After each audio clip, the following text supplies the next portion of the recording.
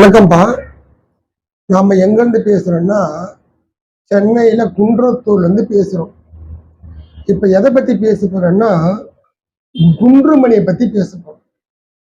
இந்த குன்றுமணி கருப்பு, சிகப்பு, வெள்ளை, பச்சை, ப்ரௌன் கலர், இப்படி ஒரு 9 விதமான குன்றுமணி இருக்கு.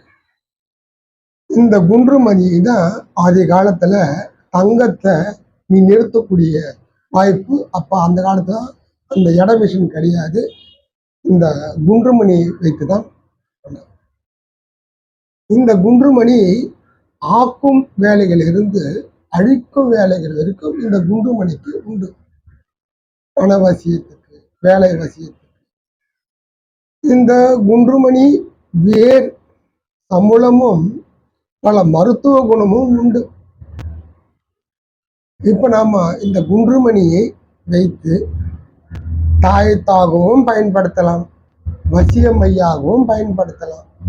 இதற்கு அந்த உரிய நட்சத்திரம், அந்த நட்சத்திரத்துல இதை நாம காப்பு கட்டி எடுக்கணும். எடுத்து சாபநேயத்துல பண்ணி இதை தங்க தாயத்துல போட்டுக்கிட்டா 100% இதுக்கு பலன் உண்டு.